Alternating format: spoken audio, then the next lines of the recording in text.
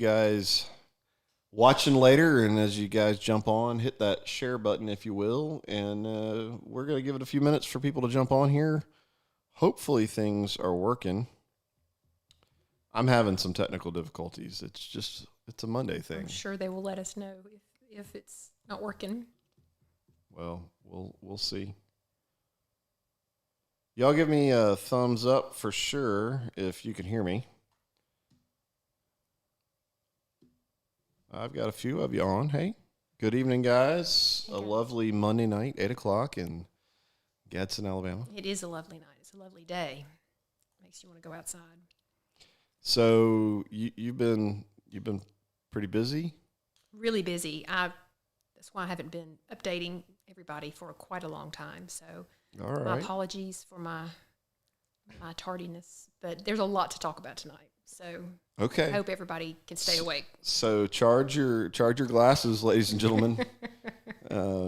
This is going to get fun. And just for full disclosure, I have no idea what she's going to talk about. It's all secret. So I don't know. I'm anxious.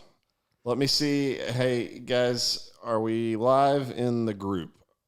I was having an issue with that. And it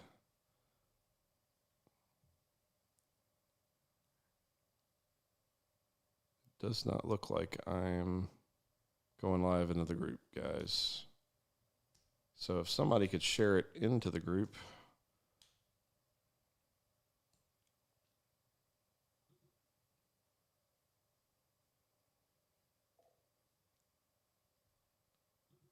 I guess I'll be able to go do that. Hold on. Sorry, guys. Bear with me. Come on, Wildman. Hey. Pull it together. I'm trying. I am. I know. Look at all these wires, guys. I mean, I don't even know. Like, I don't even know if we're even on. He could just be lying the whole time, and we're just sitting in a room talking, and we're not even doing a live. Like, I don't even know. I don't even know what this stuff does. I don't either. Most of this is just props in here for it's not real for no reason whatsoever. It's about intimidating. It is. Clearly. I mean, look at all this stuff. I mean, who else in town has a podcast studio? Does anybody else have something like this? Actually, well, I don't know how studio-esque. I've heard Jason has a pretty nice setup that he set up over at Back 40. So if you're trying to get rid of me. It would be Jason Wilson would have whatever comparable. It sounds like his is much nicer. Really? Oh, yeah. Does he do podcasts and stuff? I think he has. I need to plug in and see what he does. I mean, for how else do you talk to people about beer? I mean, I don't know. I didn't know he talked to people about beer. I need to learn. I need to go on their page and see what he has to say. I'm sure it's interesting, whatever it is. All right. Hey, guys. I'm seeing Mayor Taylor on there. Good evening. Hey, Mayor Joe. Kim Kidd. Hey, Kim. In the house. Little tree. So, guys, drop questions in there for now. I think we're going to start out, and you've got just a lot to start talking about. I'm sorry. There's a lot. So, ask questions. Yeah, seriously, just stop me, interrupt me if there's some burning question, because it's been about 2 or 3 weeks since I've updated. It's just been crazy, and every time I thought I would do it, I ran out of time. So there's a lot to update everybody on. Okay. Well. You ready? Want me to dive in? Yeah. Are we ready? Well, I don't know. Are you guys ready? Y'all ready? I think so. I think we've drawn it out as long as we probably should. So, good evening, guys. Michael and Christy, once again, talking about the legal aspects of the rendering plant. So, I'm going to be fully open and honest with you guys. I want to start talking about stuff other than the rendering plant. Last week was a great opportunity to sit down with Hugh Stump and talk about tourism in our community, and I thoroughly enjoyed that conversation. I had no idea that he was fully funded through hotel revenue. Mm-hmm. That's awesome. That gives me a lot of faith that every decision he makes is actually, influenced on how how do I do better, at promoting our community and getting folks in here. So that was a really good discussion. I hope if you guys haven't seen that, jump back and, skim through it. If you want to watch the entire thing, good on you. But I certainly, and I've been working with you now for a number of years, especially on the fishing side of things, and I learned a lot. So he does a great job. And we are trying to work on getting some other discussions going with some other folks. If you guys have ideas, or if you think you've got something interesting to say, so I'm open to exploring where some of this stuff goes, but I'm ready to stop talking about the rendering plant. We are all tired of talking about the rendering plant. I think everybody is, and wishes that we were not, but here we are. But you did get to spend a little time in your element last week. I did. And court last week, it was fun. So it is. It's no matter what, it's always fun to talk to people that love what they do and clearly have a knack for it and enjoy it. So I am genuinely looking forward to hearing what's going on. So where would you like to start on legal updates? Well, I think I'd like to. I think that the Gadsden Times did I'll give a plug, I thought they did a really good job summarizing the ins and outs and a lot of the legal arguments. Donna was on the Zoom call. It was a Zoom hearing last Thursday. It was about a 3.5 hour hearing. The judge was great, letting us have as much time, as we did. All of the motions to dismiss were heard in this 3.5 hours. So there was the zoning case and the open records case. So there were 7 motions to dismiss that were heard, and it was a very long hearing. And I thought that all of the details of what the motions were about, what the arguments were, I think she did a really good job in drilling down on all of those details. So I could, I'm in my element talking about all of the legal. Okay. But I don't really want to rehash all of those really specific technical legal arguments. I want to pull up to a little bit more of a big picture as it relates to what we were arguing about and what this case is about, and hit some of the higher points on it. And I want to give a plug for Reba doing a great job putting these into the opposition page. I thought that was really good too. So if you don't get these, go to the opposition page. Reba put all of those in, and so you can read all of that. But really, when you were able to hear the arguments, because the zoning case and the open records case were all heard at the same time, and Donna really picked it up in what she's written about on the articles. It's this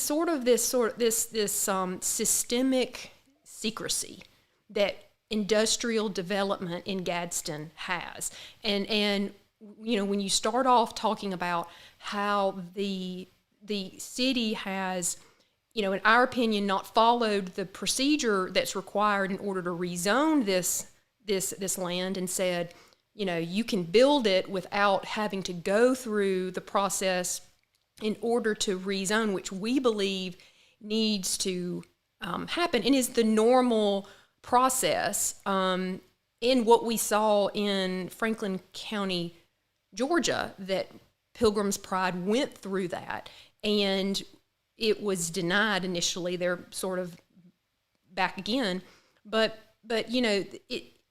it really amplifies that's what this. It's when you couple that with the records that they don't provide those, you just see the whole sort of theme of hiding or in not being transparent about what the industrial development activities are, and then how that translates into recruiting them here too. That the zoning is not something that is a procedure, because that would be a public hearing.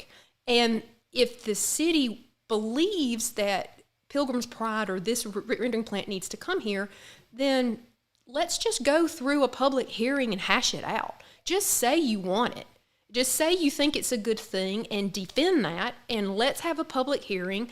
Let's go through the steps in order to do all that. The idea that no one brought it here and no one really wants it here, but it's still coming anyway and no one will say no, is kind of what's created this sort of spin cycle that never seems to end, that we talked about earlier, that we wish that there was some decision point. Mm-hmm. And so and when you have this lack of transparency, that's what happens. You know, no one is accountable. No one claims that they did anything. No one claims they can stop it. So you just sit here and know, and you don't have an end. So when you look at the open records and the legal argument and kind of how we got here, the rendering plan is really just sort of the end result of a long history, I think, of not governing as it relates to industrial recruitment in just the way that government's supposed to work, and in that transparent way. And when the people notice is not received and hearings are not had, 99% of the time it's fine. It's an industry you want. It's the 1% that systems like this are put in place to stop. And that's how government's supposed to work. It's the exceptions that the net is supposed to catch.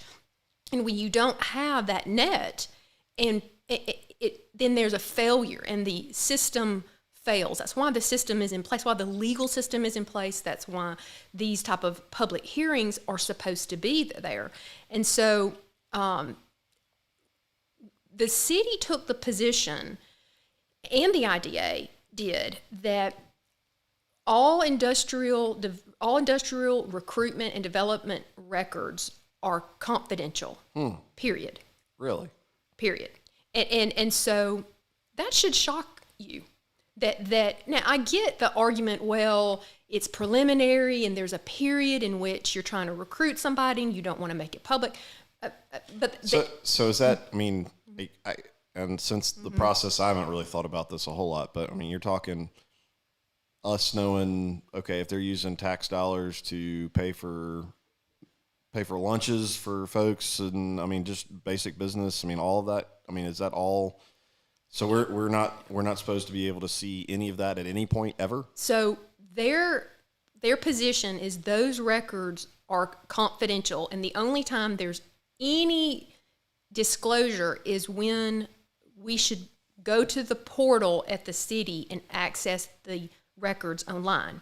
Those are the minutes of the meeting that's already happened. Right. So the argument was, when it's a done deal is when you get to see it. Okay. And that should concern us. Yes. That our government's position is that if your access to the records is only to the extent of the minutes of the meeting that are posted on the website after the decision's over. And I don't know if we just sort of fell into this as a city and slowly, it became this and it just kind of went uncult and we just got worse. But to get to this point and to defend that position as stringently, because, we had 3.5 hours of hearings about that, to defend that so stringently. Yeah, you enjoyed the 3.5 hours. I did. I loved it. It was fun. And so is another surprise, another that we should be concerned about. Right. Not only that it happened, but that it's like, oh no, like that's how it works. And so is that how it works in other communities? Well, no. I mean, of course, logic would. I mean, this is the United States of America. I mean, the idea that the people get to know about something after it's over, and you just need to accept that and live with that and deal with that because that's the law. Right. It's just not. I mean, the common sense tells you that that's not how. Now, there's limits to that. Sure, you don't get unfettered access to it all. But there's a limit, and so I think that's what struck me. I'm knee deep in this all day long. So, but the fact that I'm arguing this, right, that I'm spending 3.5 hours, right, to even addressing this, is really not how government should work, and it's in Gadsden's better than that. Right. It's better than that. We don't govern. We shouldn't govern our people in that. If we've gotten to that point through intentional or non-intentional, or it's just somehow worked its way that's how we are, we should stop that. And because we are never going to advance to have the vision and to have the community buy-in and to work together as a government and a community we're supposed to, as long as that's the relationship that the government and its people have. Yeah. And I want to follow that up with John Floyd's editorial too over the weekend that talks about vision and about where are the visionaries here in town. We have them. Right. And we have them, but it's those are that's the kind of thinking about what can we be, how can we be inclusive, how can we govern in a way that it is better than what we're doing. Those are the visionaries. That's where we need to be moving to. So I'm hopeful that realizing what we've gotten to and realizing that's not where we want to be, that this rendering plant, now that we've realized this, can help us move to what's next. And those visionaries can come in and say, let's do this differently. We're better than this. Well, and I agree with you that on the visionary side, and I enjoyed John Floyd's article, and I know I can think of a few that I've gotten to know around here that do. But it sounds like some of that isn't so much visionary as just, is that really the way we should be doing business? I mean, at this point, it's visionary for Gadsden. Wildman.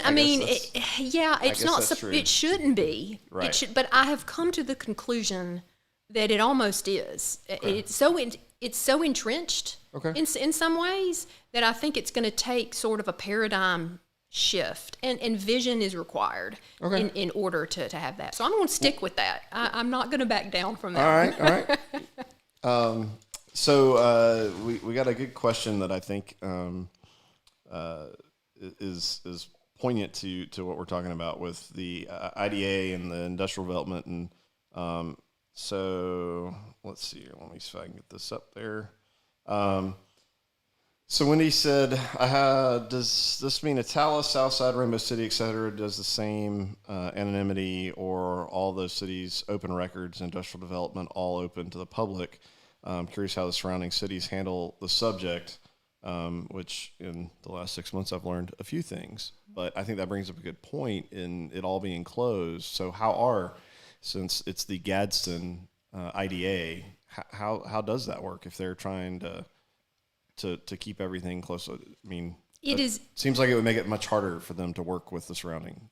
It's my understanding that the IDA is funded almost completely by the city of Gadsden. There have been some efforts. I've learned from just this. There's some arguments that in the past couple of years that there's been an efforts to bring the county in and others to also give some money to the IDA. But I can tell you, up through 2018, which is what the public records I could find online, when you looked at the 990 the IDA filed and you looked at the budget of what the city allocated to the IDA, those numbers matched. Okay. The city fully funded the IDA for some period of time. Okay. Through 18 is what in the recent years, whether or not others have come in, it is still my understanding that the city of Gadsden provides the majority of funding for the IDA. Now, in all fairness, not to make that sound like bad on you, city of Gadsden, I mean, we don't know, or I know there's dynamics at play of, who else has ponied up the bucks? Who else has come to the table I'm not saying anything's wrong with that. Right. Yeah. Right. So I'm saying that just to say. I just want, before anybody goes, they're making, they're talking bad about the city of Gadsden. Yeah. No. I mean, that's, I don't think there's anything wrong with that. I think the point I'm making is that you're a public entity with public, records. The city has control over the, they fully fund them or pretty much fully fund them. So the city controls it, right? And so that's not to say that if other cities didn't want to give, they wouldn't help them too. I don't know what the history is of that. But I know. So I don't think that, to answer your question, that that other cities give money to the IDA so as to kind of come under this sort of improper lack of transparency. I think they do their own industrial development themselves. Okay. I'm not aware that the Gadsden IDA does industrial functions directly. They may. Mayor Joe's on here. He may say, heck yeah. Dana may be on. She tell me I'm wrong, but I'm not aware. So I say that to say this. I'm not aware that other cities have this same mindset. Okay. From what I can see, it's really sort of the Gadsden IDA that sort of has this confidentiality method. I'm not aware that other cities do it. Now, again, there's confidentiality that's appropriate. I'm not saying that this doesn't exist and it's wrong in every case. Not saying that. Confidentiality has its time and its place. Right. And that's a fair thing. But the idea that everything's cloaked until it's over is my point. That's the point that I'm trying to make. And so I'm not aware of any other city that does it in that way. If that answers that question. I think so. And along the exact same conversation, Ashley Bradford asked, wasn't there a claim the IDA is not part of the city governance, therefore not subject to Open Records Act or citizen concern complaint? That was one of the arguments. And my argument was you can't delegate a governmental function and fully fund that function and then go, oh, you're not part of the city. All of the records you have about the governmental activities are not subject to the Open Records Act. That's one of the arguments. I mean, to be a little silly here, they might as well just do that with the city council and make it its own entity, and all the decisions that are made by the city are. I mean, that I don't know. I'm not. Well, their argument. I'm not a lawyer, and I'm not a politician. Well, so the city and the IDA's argument was, well, the city didn't form that.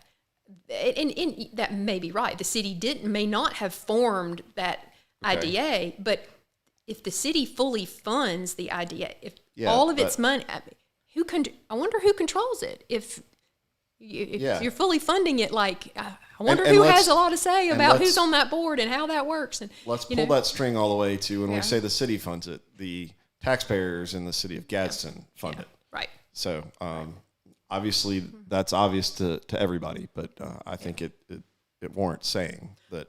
But these are the questions about the IDA that are fair, and that the city should welcome those. The IDA should, as people in a government, let's talk about just this. like you sat down last week and explained, this is how the tourism board works. Which here's how we're funded. It may not be super sexy and lots of fun to talk about, but in this day and age, it's worth talking about. That's why I like that you did that at the beginning of Houston. I think those are questions that fundamentally we should start, like, how are you funded?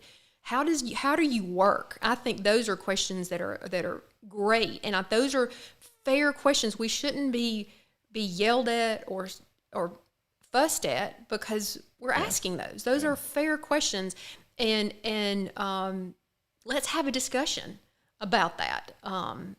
I wish that's what we were doing more of in court, but that's where we find ourselves. That's what courts are for. If we're not able to work those things out, then the judge can. We tried for several months to figure this out. Didn't want to have to resort to that. I mean, I know you before somebody makes a comment, you enjoy being in court, but I can tell you she did not want to go there.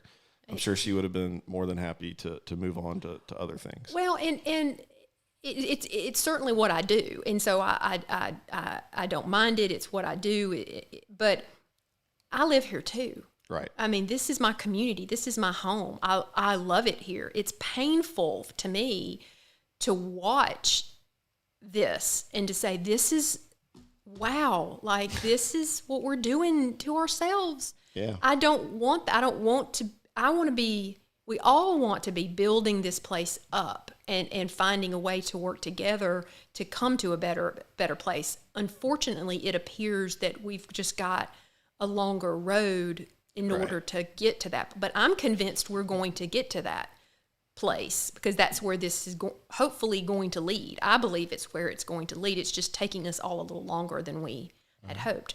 So I think we've covered that. Is there? Yeah, I'm done. I'm ready to move to the next thing. Okay, So, perfect. All right, let's move on to that. There's a lot of great comments, guys. You know, a lot of good truth. Kim Kidd asks about why didn't Pilgrim's Pride have to follow the same processes that other businesses have to. You know, there's a lot. Right. You know, there's a lot of good comments, and I don't want to. I think we could probably sit down and talk about the IDA for We could. like 2 or 3 hours. We could. And I'd love to have that conversation, but Well, let's talk about the city council next. Let's talk about the city council next for a second.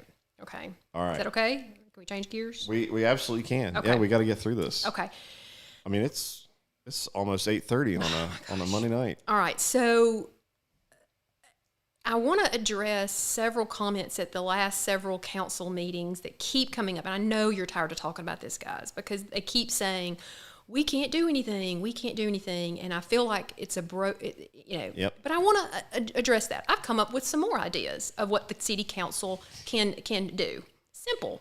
Okay. And other than adopt a resolution opposing it, they don't want to do that. We understand which that. apparently is useless. Useless. They don't want to do it. It brings no value. We've heard a million reasons why that's a bad thing. Okay. So, but they keep saying, well, why are you here? Let's talk about why we're here. If the city council can, just like Carnesville did, and they're doing now, is amend their ordinance, their zoning ordinance, to specifically say rendering plants are I-2.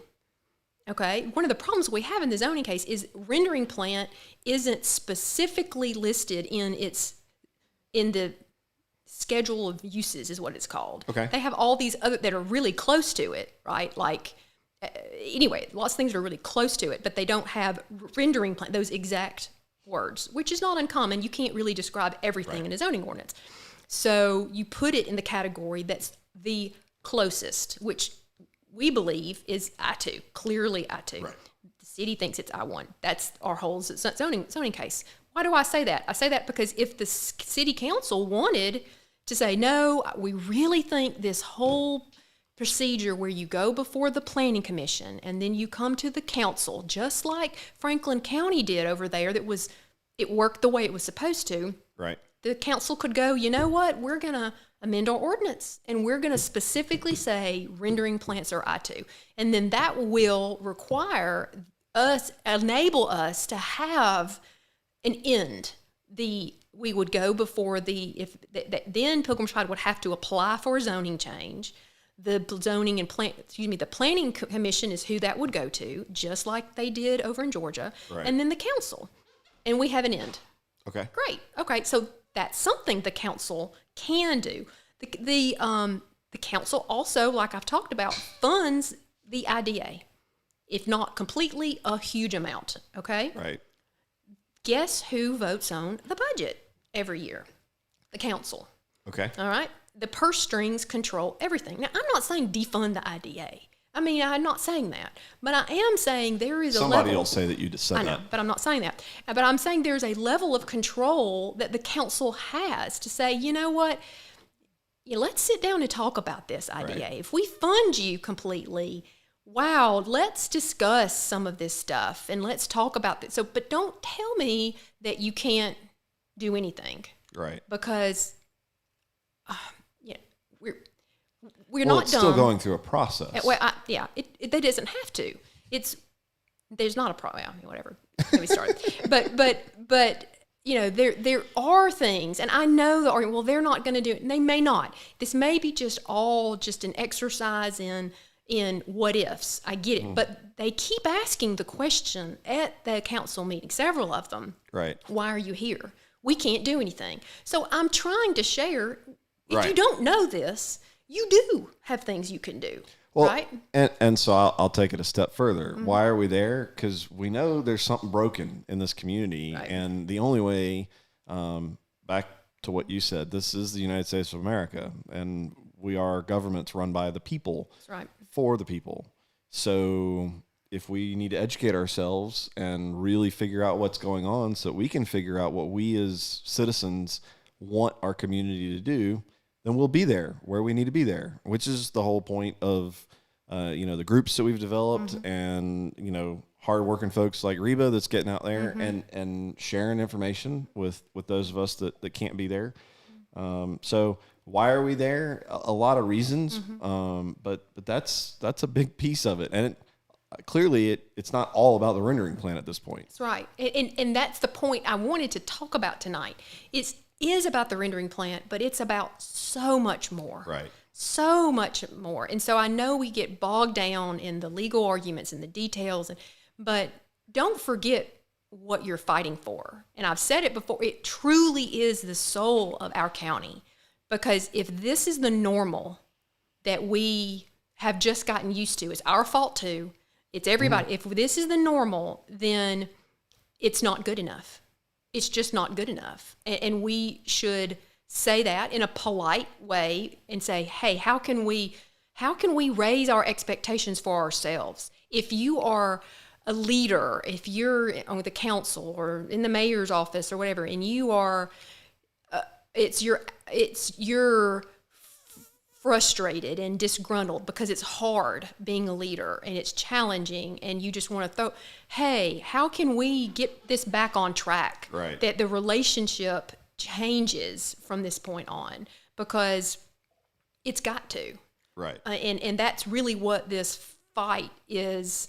And I don't even want to call it a fight, but it is. That's what this. It's what it's turned into be. It's turning into be. Yeah, but it can be a renaissance, a paradigm shift is what I want people to think about, and we got to get in the weeds. Don't get me wrong, but we also have to pull up and look. So I wanted to, that's what I'm trying to address sincerely, not just in a smart alecky way. Like, the council keeps asking what they can do. Let's give them some ideas. Here's some other things. If you don't want to do this other resolution, here's some stuff that you can do. I'm a big fan of don't tell me what's wrong if you don't have some options to how to fix it. And there could be some more ideas. We've seen in Franklin County, right? What happened there is that, initially Pilgrim's Pride pulled out because all of the commissioners apparently communicated to Pilgrim's Pride, you're not going to win this. And so they pulled out before the vote. Okay. And so they could do that. They could privately communicate to Pilgrim's Pride, hey, if this comes to a vote, you're not going to win it. I mean, that's what they did over in Franklin County. I don't know if that's the answer.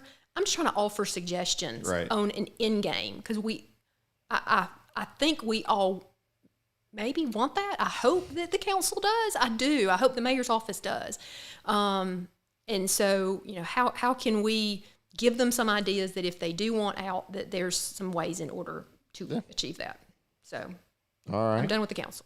Done with the council. Done with the council. Any questions or? We've got lots of good questions and comments. I think we probably ought to keep moving. Keep moving.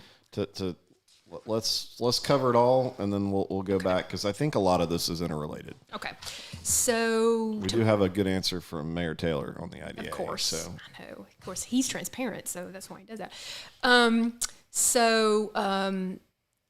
Tomorrow night's a big night. I want to plug a little bit about Justin and. Which I haven't said anything, and I apologize, guys, that I didn't get much posted on this tonight. It's a big deal, Michael. Come on.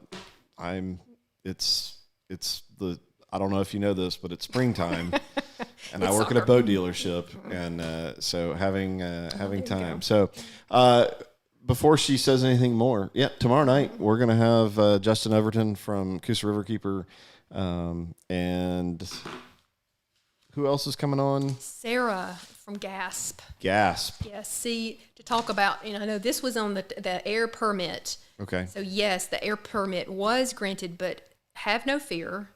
GASP and Coosa Riverkeeper has come in, and we have an appeal. We have a plan. They have a plan. Everyone has a plan. So tomorrow night they're going to talk about the plan. So we're going to talk about environmental stuff, where we're at with the environmental fight on a lot of this. So it should be a fun conversation. Always fun to talk to Justin. Sometimes it makes me feel sadder. So. Yeah, but she's so, after I talked to Justin and Sarah both, I just want to they're so inspirational. They're just rock stars. I Well, love them. I'm looking forward to it. They're So great. So I think, and transitioning from the environmental, I want to point out, that we are just getting in the weeds a little bit. We are uncovering more records from state governmental sources that we sent Freedom of Information Open Records Act requests, and to those state governmental agencies that, they responded. They gave us all the records.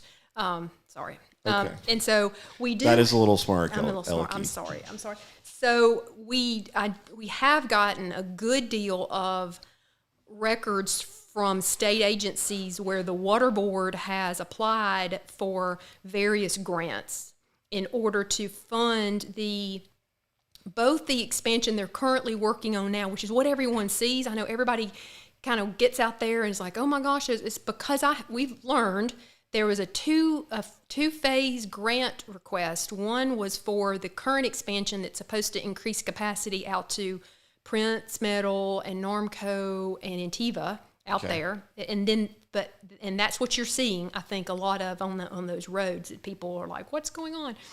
Phase 2 of the grant application is the rendering plant, and they specifically asked for, they haven't received that money, but it was part of a grant application process that they had gotten phase 1 and they were applying for some phase 2 funds. And so those documents have been very interesting as it relates to the development of our timeline on who knew what when and when this all happened. And so these documents appear to be dated from September 2020 to January of 2021, and which is when the Water Board and the Mayor's Office were applying for these rendering plant sewer grant funds. Okay. So and so I'm gonna be looking through, because it's various state agencies have provided the record. So there's hundreds. It's a lot of stuff. So I'm going through it, but it's really It's a good interesting. thing you like to read. Yeah, I know.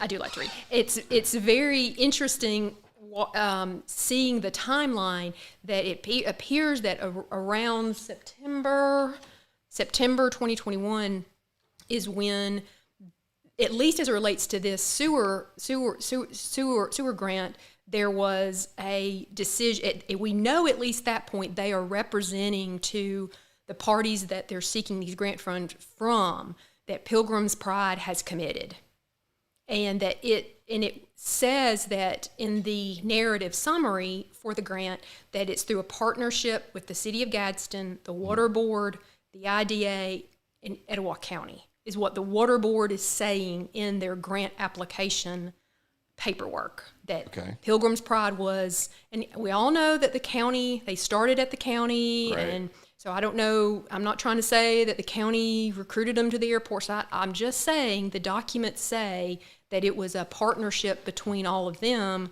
in order to recruit them here, and that they have committed to come here to the airport, and then they launch into a full-on grant application. And the mayor's office was on several, the mayor was on several conference calls, according to what I've gotten, and the Water Board, Chad Hare was the primary point of contact. There's still a lot of holes in that, because we know there was some activity before then as well too. But it appears that as far as the Water Board's concerned, it really ramped up around September or October of 2020. And for those of you that are interested in the timeline of who knew what when and how long did people in leadership positions know before we knew, it's some instructive things. And so I'll be sharing some more of those, because again, I think transparency is important.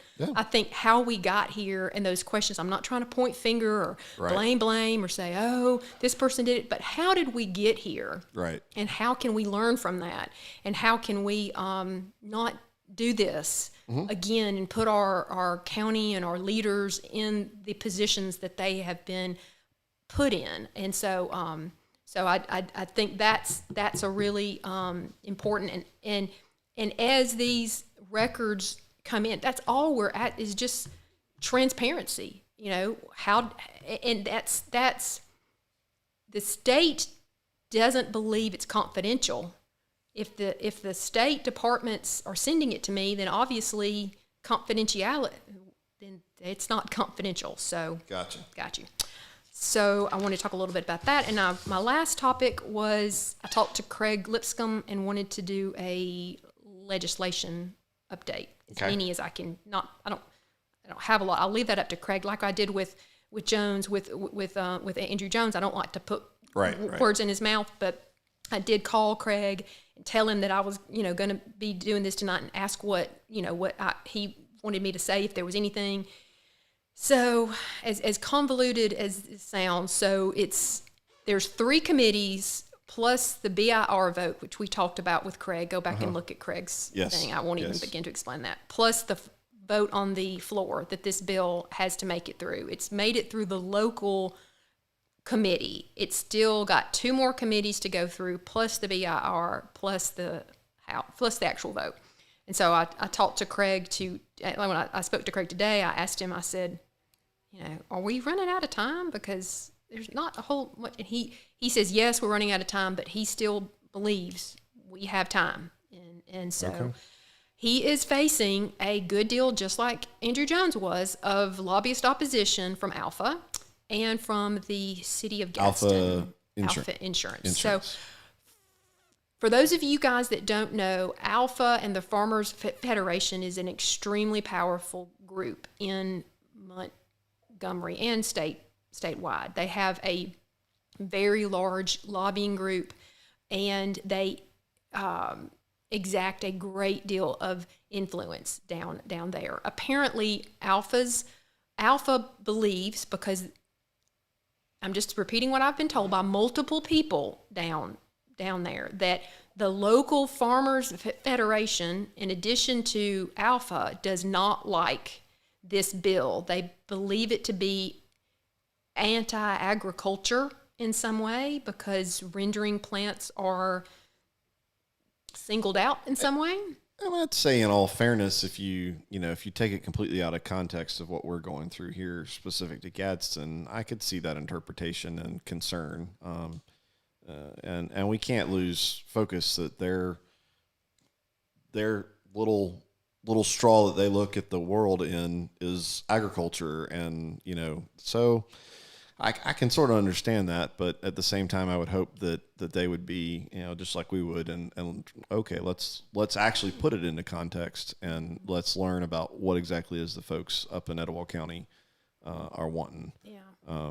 But I think it's the idea that the poultry industry is somehow, and that's certainly not like the intent in any way. I mean, and we've talked from the very beginning that we're not against. Even rendering plants, I like just not chicken. here. Yeah, I love. Every time I'm on this side of town, I like to stop by Chick-fil-A. I'm not going to lie. So yeah, this is not. This really has absolutely zero to do with the agriculture industry and with poultry or anything. Exactly. And we're not anti. Rendering plants have to be here. Right.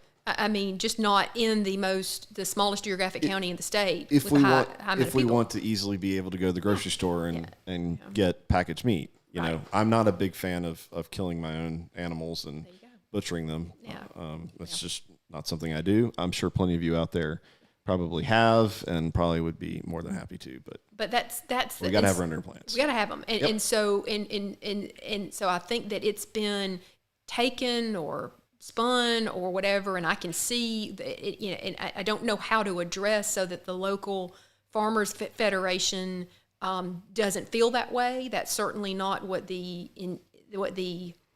intent is. But from what I've been told, the local Farmers Federation has communicated to their powers that be in Montgomery at Alpha, and their lobbyists are in full on stopping this. And that's what lobbyists do. We can not like it, but it's legal, and that's what they can do, and they have various means that they exercise in order to kill a bill. So also the lobbying firm paid by the city of Gadsden, are they still? They are. Okay. They are. They are part of this, and so they are. My understanding is they're fighting very hard in order to kill the bill as well too. So I want to Is that something? I mean, again, I've clearly not been paying enough attention to the details of politics, but is that something normal that you've got taxpayer dollars paying to fight what?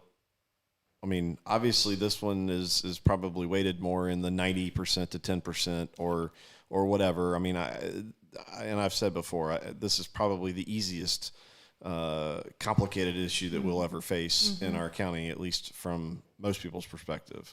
And I get that not everyone's going to be. So I guess you could have an issue where, some faction of the city and city funds are being used to lobby against another faction. Is that a normal? It's pretty shocking, and I don't think it's. I mean, it's not. It's typical for a city to have a lobbyist. There's nothing wrong with that. Right. It's when you've got the majority of your citizens that are in support of a bill, but you're instructing your lobbyist to oppose. That's unusual. Usually they go down there to lobby for, for things that advance the city as a whole, right? Or to monitor, to make sure that there's no like getting legislation, 759 finished. or that there's no sort of statewide bill that could inadvertently affect Etowah County. So you've got someone with their eyes and ears to the ground. That's legitimate. Nothing wrong with that. Right. And I'm not saying that lobbyists are bad and the city shouldn't have them, but it is very unusual for the citizens to be opposed to something while the city is directing their lobbyists to fight to kill a bill that most people want. That is, I've never seen that. We've got a lot of firsts here with this case. Well, and so and I think someone will argue that, well, is it really the majority? And it's and I'm getting tired of it's the folks in Rainbow City. It's so the city gets needs to look out for the city gets, and we get back into that argument. We do, but we could spend another 5 hours on that. And I don't think all 100,000 people in Etowah County are against this. I think, in fact, there's probably 92,000 that are really just going about their day-to-day life, and they're looking forward to summer being here and kids being off school, and that's what they're worrying about. But let's say it's not 85%, as we've seen from these polls. Let's say it's half. Let's just totally reduce it by. It's still a shockingly high number of people who oppose this that the city is trying to defeat through its taxpayer-funded lobby. It's still not as ideal. I mean, as a newcomer, relative newcomer to the community, the thing that really sticks out to me is the number of folks I've talked to that have been around here, that their grandpappy's grandpappy been around here. I go, I've never even heard anything like this. And that's, I mean, we got the polls from the chamber. We've got so many different, the realtors associations, the doctors come. I mean, like, there's plenty of evidence that there's a large, there's definitely a good chunk, but that kind of says it all when I hear somebody go, I've never even seen a county that is generally pretty well divided and split up this well, so I don't know. That's a good thing. It's a very unusual position in so many ways we find ourselves. Meanwhile, our lobbyist is down fighting us. So we're trying to Alpha and the Farmers Federation fighting us in Montgomery should concern everybody. That's a foe right there. Not that the Gadsden City lobbyist is not a concern, but Gadsden City, Alpha, and the Farmers Federation statewide. So it's a pretty big. So is it over to Craig and the other representatives at this point to have that conversation with them and educate them on that? I won't necessarily say fight them on that.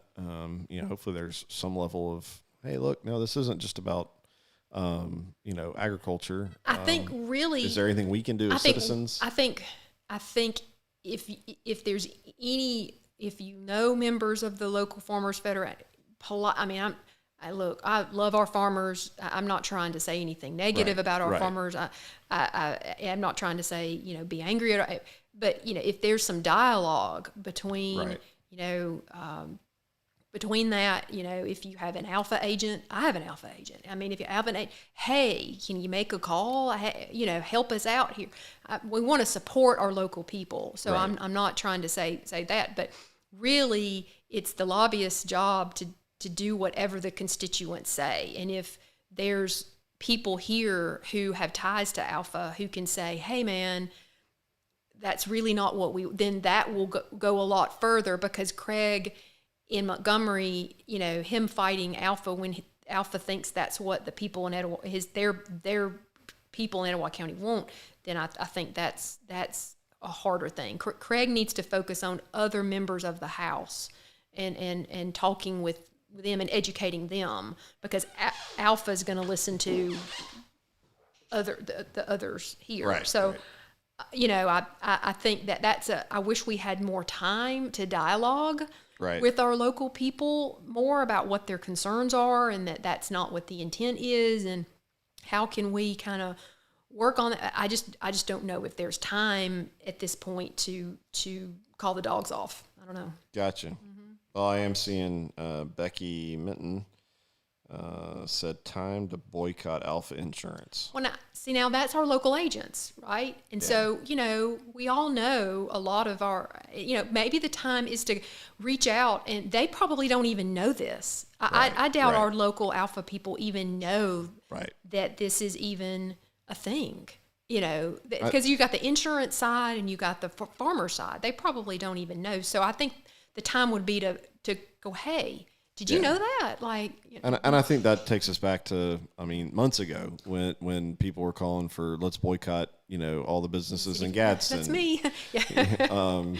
Right down on Broad Street, that would be me. So, So and we had a lot of good discussion, and there's a lot of business owners. I'm sure there's a lot of Alpha agents that they're doing, especially with all the storms and stuff we've had roll through. Right. They're probably heads down doing work. Maybe they got an email or something, but how many of you really read an email? So and think about it. I know. They're good people. So we want to be mindful. We don't want to rip people apart. We want to educate. We want to talk. But I think that's something that part of is explaining how Montgomery lobbyists work and who our foes are down there. I'm just being transparent. It's just what we're dealing with. And the more we learn, then maybe we can navigate on how to handle that in a way that doesn't tear our local people up, that we support them and ask for their help and see what we can do in a positive way. Well, and Reba brings up a good point. She says they don't control corporate decisions for the most part. A lot of your local agents, they're just trying to make a living. Yeah. So exactly. So I'm not going to jump on the boycott bandwagon. Now if I called my insurance agent and he said, "Oh man, no, I'm in a full support of this rendering plant," with something that then I might move my insurance somewhere else. I bet if you called any of the agents, they'd be like, "What?" Yeah. So if that's more of just a conversation. There are neighbors too, and so let's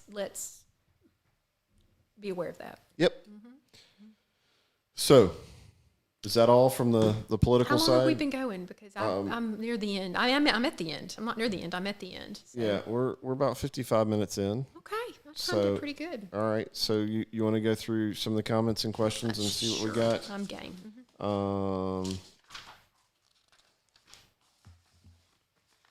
Let me see what I can find. There was some good stuff out. Everybody seems to be kind of interested in the IDA. Mm-hmm.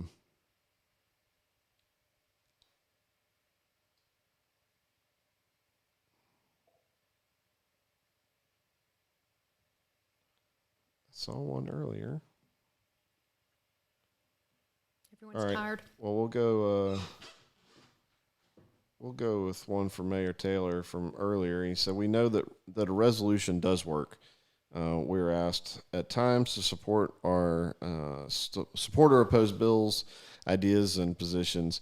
We do that to make the sentiment of our citizenry known and understood. Resolutions work." Amen. And so, yes, I made he's a reasonable. reference. Yes, I mean, he's I made reasonable. So. I made reference to for those that maybe haven't been following this whole, I don't know, 3.5 years we've been talking about this, or however long it's been at this point. That we've been told that resolutions don't matter by the city council, or they just adopted one a couple weeks ago. Yep. So yeah. And so Mayor Taylor, it certainly has a massive impact, just in this very particular issue of having the surrounding municipalities shoot other counties that hey, let's pass a resolution. It's at least a form of communicating. This is where we're going to stand, like you were talking about earlier, having the one-on-one conversations with some of these folks. But that's a pretty unified, they absolutely have a place. Of course but we seem to answering the question over and over again that they somehow don't. So we talked about options. There's other things you can do. So just don't tell me there's nothing you can do, because there is. All right, David. David said a new reorganization. He's talking about the IDA. A new reorganization needs to include all cities and the county equally funding and being equally represented fairly from the IDA. And that would be also a good part of a comprehensive plan. Right. With our whole county. And I know Heather New at the Chambers talked a lot about that, and others have, that having some type of comprehensive plan, that would definitely be an element. How are we going to do industrial recruitment? Because that's much stronger if you do it as a countywide effort. Yeah. And I hope, through all this, I hope all of us that live in, the other surrounding municipalities. I live in Rainbow City, and we don't have, necessarily a dog in the fight into the IDA. Well, I'm going to do some research and educate myself on, why don't we? What can we do about it? And I hope that everybody's looking at their own municipality to try and figure that out, and get educated on those that do run for offices in the years to come, and go, okay. I think all we're saying is, how can we do this better? Right. Because we know we can. And it's okay to ask, to admit that, and to ask questions, hard questions about, what's the effect of doing it the way that we are doing it, and how can we do better when clearly our system doesn't work. And we've been shown that. We've been given a gift of something so glaringly obvious that we have really no other choice but to choose something different, or go down a path that I don't think any of us won't, because this is our home and it's a place that we love, and it's beautiful. We have a river running through town. We have mountains. If you went to Art on the Rocks over the weekend, the falls are amazing. We've just got so much more we can do. Right. And we don't need to sell ourselves short by creating some type of expectations that is beneath us. Yeah. And now's the time to make that change. Etowah County can definitely do a lot more than make tires and steel. Absolutely. And that had a time and place, and that was great. But change happens. Mm-hmm. And we've got the mechanism, we've got the gifts to change. And look at Hugh. And so let's figure that out. Let's spend the much time as we are on that. And listening to Jason Wilson's story. Mm-hmm. Right here in Gadsden, a guy that he fought a lot to get, and I'm sure there's plenty of other ventures that he could have explored, right, that probably would have been a lot easier from listening to what he said. But he had a vision. He had a vision. And he worked until it was here. So that's what we can do here, and don't feel disheartened. That's what discourages me. When you start hearing people saying, "Oh, this is always how it is here, and it's always going to be. It's a done deal." I don't want to hear that. Well, it's true until it isn't true. That's right. That's exactly right. Yeah. And so, that's only true if you keep saying that.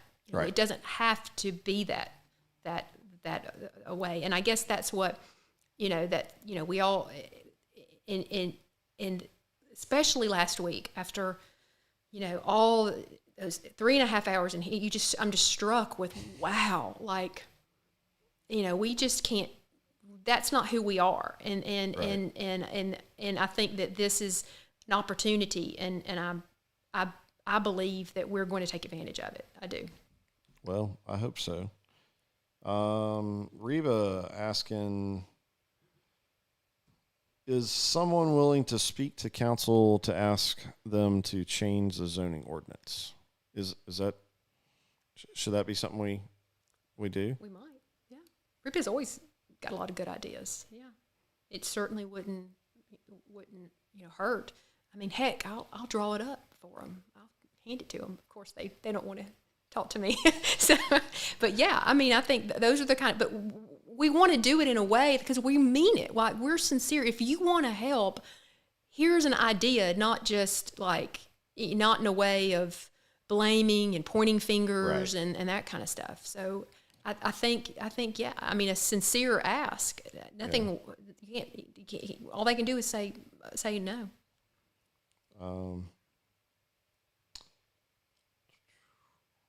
Well, guys, if y'all got any other questions, get them in here for the next couple minutes. Like 9 o'clock, everyone's in bed, they're asleep. Let's see. Shouldn't we be forming a PAC committee to start looking at a mayoral and council candidates? I think that's obviously conversation that I've heard people in Advanced Etowah, and I think that when you talk about leadership and about vision and about ideas and expectations being changed, elections are how that's done. So I think that's how our government is set up to work. So yeah, those are naturally, our elected leaders are the vehicle for which we do this, or we fail, and so I think those are conversations that will naturally evolve from all of this, because that's the way we achieve our goals. And I will say again, and I've heard several of our council say it, and they're 100% right. If you want more people to get involved with our government, people have got to get involved with our government. Mm-hmm. You got to take the time. You got to figure out. You got to be willing. You got to be willing to have crazy, nutty people sit in a law office on a Monday night and talk about actions that you're taking. I mean, it's not. I mean, we're definitely not, saying this is an easy road, or anybody can just jump in and do this. So good on those that have come before, that are currently sitting in office. But it's not the end of the world to say, well, we might need to replace some folks. And having servant leaders who are doing this because they love their home and they love the people and they want to make it a better place for their children and grandkids. That's a wonderful, beautiful thing. Right. And so that's what we need more of. And so not to say that that all the leaders we have aren't doing that we need to. I'm not saying that, but clearly we have some direction we need to change, either with currently who's in office or bringing some new ones in, and having that servant leadership that's not afraid of accountability. Right. That's not afraid of the people and of transparency and being asked questions. Why did you do it that way? Oh, well, that's why you did it that way. And disagreeing. We're not going to always agree, and people aren't going to always like me. I'm a lawyer. I'm used to people not liking me. I mean, that's my job, literally, for you to not like me sometimes. So that's okay. We don't have to, but we can still work together because we love our home. And we may not agree on everything, but if our intentions are that, then it's going to be okay. Right. Well, and like we said earlier, this is probably one of the most straightforward issues that I can really think of. Everything else is harder. Reba talking about the article. I know I just saw she shared. Did you see the article about Anniston Airport being fined by FAA for not doing repairs to the airport? No, I didn't. I need to look at that. We'll take a look at that. And the airport's see. a whole other issue, which you could get on your soapbox all day, Wildman. Yep. I'm gonna constrain myself. Reba is reminding us that there is a airport meeting Friday at noon. There is. So I know we'll have some folks out there from the airport group. And that's another good plug. If there's any community action group that we haven't plugged that for a while, if Advanced Etowah, signing up, those I think have worked well, wouldn't you say? I mean, it's got people. Things are well. I mean, you're seeing the results, the information getting shared in there, and I know, we're not approving the 180 posts a day, and we've gotten down through a lot of the repeats and repeat posts and all that kind of stuff. But that has helped to educate and keep all the information flowing, and keep several of us from running around like madmen. So I know Jonathan, speaking of airports and aviation, taking a trip down to Sun and Fun, which is a huge air show. It's kind of second to Oshkosh. If you've ever heard of Oshkosh, it's a massive, largest air show in the world, up in Wisconsin.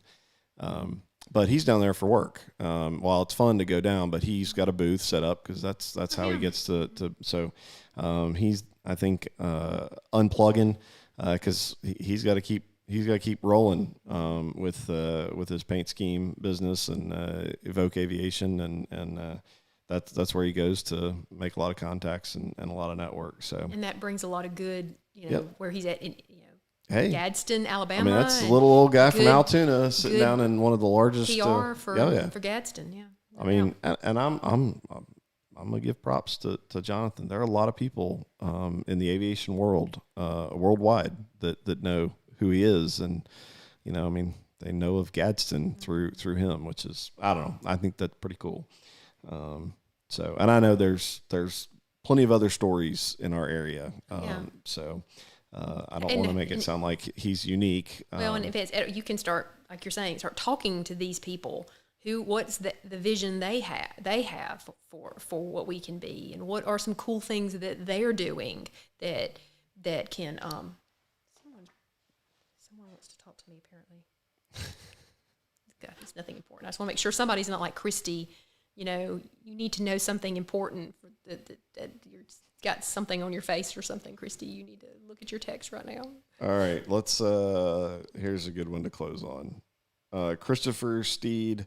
Who stole the documents? Oh, we must know.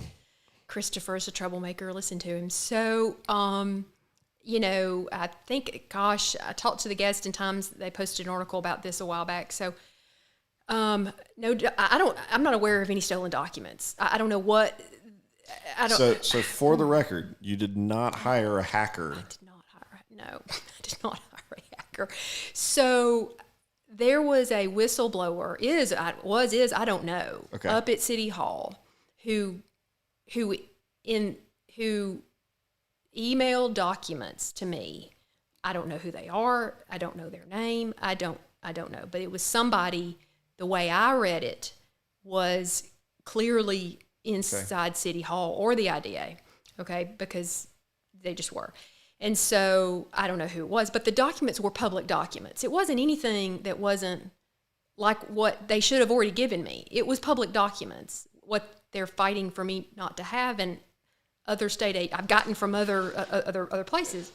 Go ahead. And well, so this is a legal question. So we've been asked, it has been communicated to those of us that are actual moderators and admins on the group and are doing this internet thing, not to share illegal documents, and we've still not been provided a list of what those specific documents are. Yeah, right? we did this. So we had a letter from the IDA's attorney saying that, and I responded back going, "What stolen documents? I'm not aware of any stolen documents.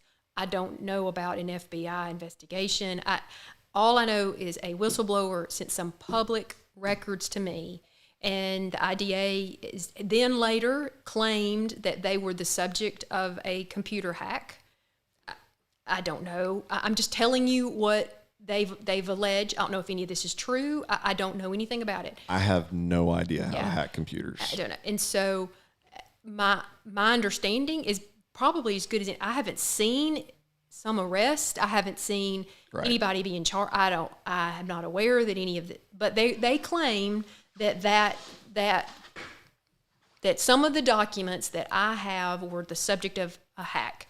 I have no indication that they were or anything. And so I'm not aware of any FBI investigation. And it's a whistleblower that's protected by law. Right. So all of it, to me, I don't see what relevance it has. And not that you should believe everything you hear on Facebook, but I will say, if they want to tell us, and I think the discussion that we've had with you in response to that communication is, I mean, we have so much stuff shared. I mean, what are these stolen documents? Like, identify them. The only option at this, the only option at this point would be for Jonathan to go in and delete the opposition group. But even then, I mean, there's documents that are out there. People are still going to post. But I mean, we're more than happy to not, and to remove, stuff that may have been put on the internet. Mm-hmm. I will say that once you put it on the internet, you can pretty much assure that, because I'm sure there's some folks out here that have been downloading a bunch of stuff and copying it, but we certainly don't want, if we know these things are illegal or under investigation, I have no problem trying to support that and operate in the confines of the law. But until I'm given a list, I mean, I'm not going to go in and delete every single thing that gets put on. And I'm aware of anything. First, I don't know what they allege was stolen. What I have are public records that couldn't be stolen. None of it makes any sense. So, Christopher's. But that's a fair question because they keep bringing that up, and I'm not aware the FBI is involved. Why would they? But that keeps getting thrown around too. I'm fine if they are. Okay, that's great. That's fine. Not for the stolen because I'm not aware of the stolen records, but I don't think you need to be throwing around FBI. But if you are, that's fine. Anyway, so that's the story, the much ado about nothing. Reba said I do good to cut, copy, and paste. I know. I was like, I can't even merge calls on my iPhone. Well. So apparently we're some alleged. Hey, maybe there's somebody else. Maybe it's the anti-chicken organization that operates in secret in Etowah County that hacked. Well, but I mean, this was it appeared to a citizen, a concerned citizen, right? Upset, and so. Well. And I don't know who it is. I have no clue who it is. At this point, maybe we'll sit down and have a conversation about whistleblower laws and get smart on those. But I don't think it's going to be tonight because I think we're at the end. Yeah. Everybody's tired. So some great comments, some great questions. Christopher did say, sorry to get you guys all serious. We can only stay serious for so long. Yeah, I mean, honestly, I don't know if I could get through this if I took all of it completely seriously. I mean, it is insanely serious. We have our days. Yes. The whole group, the kind of inner group, we have our days where one person is like, okay, we need to shore them up. They're having a bad day, but we try to keep it I'm positive. Sorry. Mm-hmm. If you're trying to tell me that the FBI is coming to investigate us and computer hacking and all that kind of stuff, I'll take it seriously when, that's a whole other. So we're better than that. Yeah. We're better than all this type of stuff. I mean, such a waste of time. It's just a waste of time. From my perspective, I appreciate that someone else may not think it's a waste of time, but maybe I've just been fed so much misinformation that I I don't understand the issues, but it's all right. That's what makes the world go round. So we'll keep talking about it and not going anywhere anytime soon, unfortunately. But like I said in the opening, if you guys missed that, I am very ready to talk about other stuff like tourism.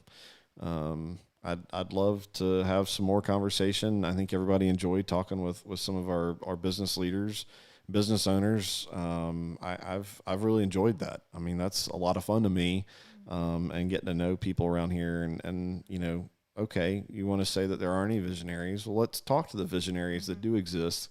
I think that's fun. So, and if 5 of you are willing to listen and enjoy it, then I'm more than happy to do it. So, all right. Any last parting comments, parting thoughts? I appreciate everybody's patience. There was a lot to go into, and feel free to comment or ask any questions in the comments. I'll try to go back through it if I haven't numbed your brain enough for the night, and answer anything that you guys. Thank you.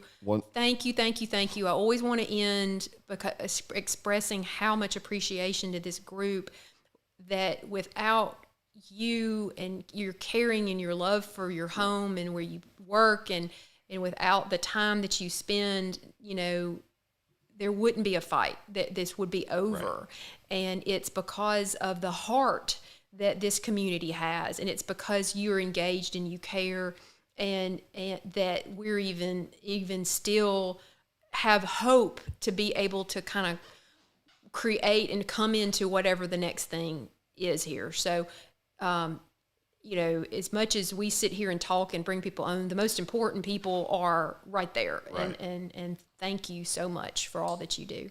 So I lied one more, because this is a quick question.